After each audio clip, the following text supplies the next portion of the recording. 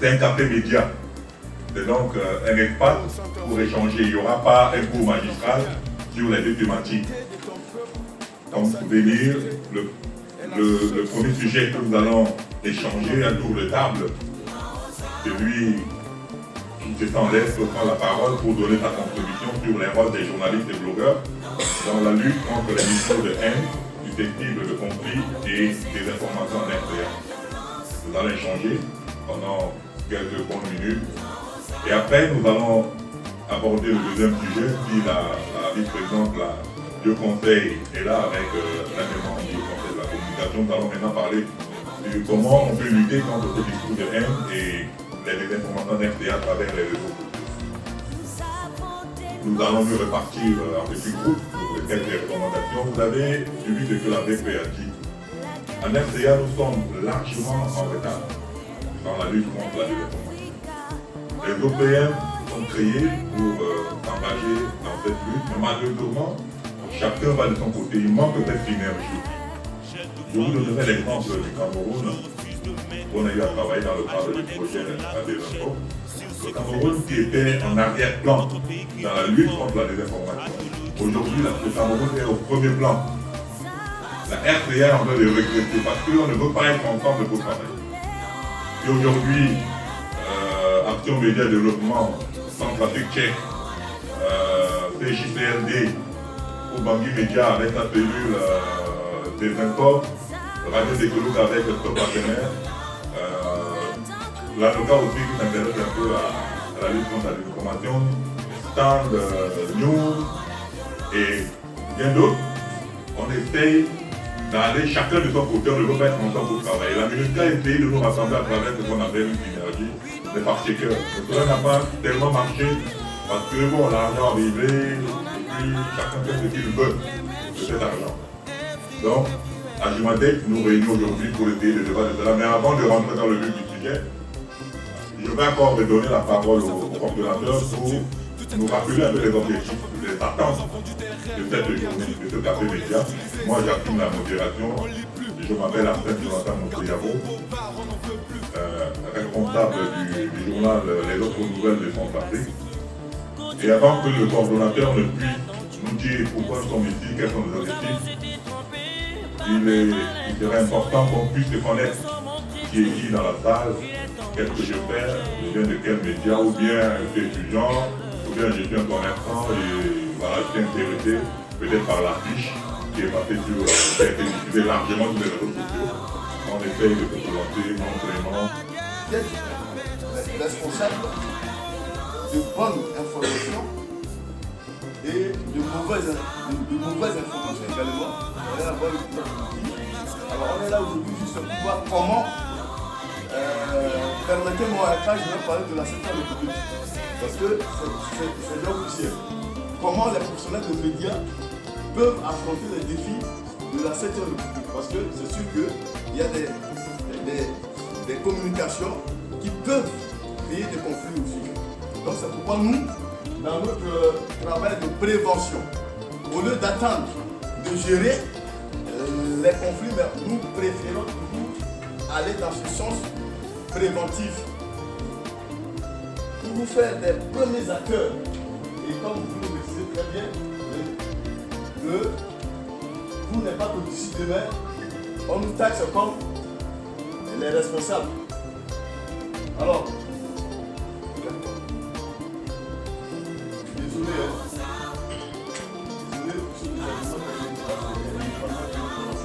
là, essentiel de la démocratie dans le monde, la presse. Donc, sentez-vous heureux et heureuse. Oui, le suivant, c'était qui? Après, notre ami Tech, qui devait prendre la parole. Voilà. Ah, la liste est terminée. Voilà, on ouvre une nouvelle liste, bien sûr. Merci. S'il vous plaît. Je pense que pour avoir de l'automatisme dans le débat, ouvrir les listes, ça va casser un peu le rythme. Effectivement. Donc, on va. Oui, c'est intéressant. On commence par la bonne dame d'abord. Et voilà, parce que c'est un espace qu'on doit être vraiment participatif et voilà, ça va créer vraiment le climat démocratique. Merci beaucoup. Bonjour, moi c'est H et Sabina. Alors, Ouais. Allez-y. On m'entend sur le temps. Nous-mêmes journalistes, vous voyez, vous n'avez même pas le pouvoir déjà d'audience pour aller arrêter ce qu'il a déjà commencé. Je pense que le rôle que les journalistes, les vrais, peuvent jouer, ce sera à 2 degrés. Déjà, il y a un rôle, la désinformation, la publication de la désinformation a un rôle exogène et endogène sur le métier des journalistes. Quand je parle de endogène et exogène, je veux dire quoi? Lorsqu'on parle d'endogène, ça veut dire que ce sont parfois quelques journalistes qui commettent les erreurs de la désinformation, des discours de haine et tout. Là, on peut parler des erreurs ou parfois on peut parler du fait que les journalistes sont dans leur petit business, où on leur donne quelque chose ici, ils peuvent publier, et sont tenus compte du source, comme avait dit notre collaborateur, sont tenus compte du source, sans le respect de l'éthique et de la déontologie. Mais il y a aussi ce volet exogène qui vient de s'ajouter à cela. Cela veut dire quoi? Qu'au fait, il y a des gens qui ne sont pas journalistes, mais qui publient des messages de haine. Il y a des politiciens qui le font, des citoyens lambda aussi le font. Donc, le journaliste a un rôle aussi de ce côté-là. Donc, ne voyons pas seulement un seul côté où c'est le journaliste qui commet l'erreur, ou c'est le journaliste qui ne respecte pas l'éthique et la déontologie de son métier. Mais il y a aussi ce volet-là où le journaliste doit être le régulateur de l'information, en quelque sorte, au sein de la communauté. Là aussi, il y a un problème de message de haine et de la désinformation. Alors, quel rôle doivent jouer les journalistes à ce niveau-là? Je pense que les journalistes devraient avoir un rôle, d'abord, proactif, un rôle réactif et un rôle, je vais dire quoi, il y a un troisième rôle, en fait. Le rôle proactif, c'est quoi? Le journaliste, il doit mettre en avant, comme a dit notre cher collaborateur, sa conscience professionnelle. Au fait, moi qui vous parle, je n'ai jamais été dans une école de journalisme, mais j'ai choisi de respecter l'éthique et la déontologie de métier, et juste alors, je n'ai pas de problème. C'est vrai que de temps en temps, il y a des petites erreurs, des erreurs humaines. Mais maintenant, chaque jour, on cherche à corriger ces erreurs-là. Et je peux dire que je n'ai pas de souci de ce côté-là. Je respecte l'éthique et la déontologie du métier, j'ai la conscience professionnelle, je sais qu'il y a des choses que je dois faire ou pas. La liberté d'expression s'arrête là où l'éthique et la déontologie me disent de ne pas aller là-bas. Je peux dire tout ce que je pense pour vous que je ne viole pas l'éthique et la déontologie de mon métier. C'est ça au fait, la liberté d'expression ou la liberté de la presse. Alors, de ce côté-là, vous allez voir que si un journaliste qui respecte l'éthique et la déontologie est en train de jouer un rôle proactif par rapport au message de haine et par rapport à la désinformation, cela veut dire quoi? Qu'un journaliste, moi par exemple, quand je veux publier une information, je dois m'assurer du fait que les gens vont dire que non, lui il a l'habitude de dire qu'il est coordonnateur du consortium des journalistes pour la lutte contre la désinformation. Mais une information parfois involontaire, je peux violer, disons, cet engagement-là que j'ai dans la lutte contre la désinformation. Donc, à chaque fois que j'écris un article, je dois me dire que, bon, au fait, si un fact-checker lit mon article, il ne va pas trouver de la matière pour pouvoir faire son travail. Déjà là, c'est la conscience professionnelle qui me pousse à poser cette question. Donc, je vais répondre à une série de questions avant d'écrire un article. Cela veut dire quoi? Que je suis en train de me préparer à ne pas entrer dans ce jeu-là de la désinformation. Maintenant, il y a ce volet actif que j'avais cherché en vrai. Donc ce volet actif, c'est quoi? C'est maintenant le fait que je dois prendre mon métier pour essayer de mettre au service de la lutte contre la désinformation. C'est ce que je fais jusque-là. À chaque fois que je publie de l'information, je dois faire de sorte que l'information soit toujours vérifiée. L'information répond aux exigences, même des articles de presse expressément mis en place. Et puis après, il y a ce volet, il y a ce rôle-là, réactif, donc qui permet par exemple, vous voyez, à des fact-checkers de pouvoir réagir déjà à des désinformations, les messages de haine qui circulaient auparavant. Donc là aussi, c'est une sorte de rôle que nous devons jouer. Donc je pense que dans ce sens-là, les journalistes ont un rôle multidimensionnel. D'abord, le journaliste doit s'auto-censurer pour ne pas tomber dans ce piège-là. Ensuite, le journaliste doit être le garant ou le régulateur de ces sphères-là de l'information afin que la communauté puisse avoir une bonne information. Et maintenant, quand nous allons entrer dans le volet activiste, tout et tout, nous allons voir que maintenant, le fact-checking n'est pas la seule réponse à la désinformation ou au message. Il y a aussi des activités telles que nous sommes en train de faire, qui est en train de prévenir ce fléau-là, ce phénomène. Je jette encore des fleurs à la GEMADEC pour l'initiative. Il y a aussi des activités de causerie éducative, de la sensibilisation, qui permet aussi de lutter contre la désinformation. Donc c'est tout ce lot-là que le journaliste doit prendre en compte pour jouer un rôle vraiment capital et important dans ce combat du siècle que nous sommes en train de mener. Je vous remercie. Merci beaucoup Georges pour cette contribution.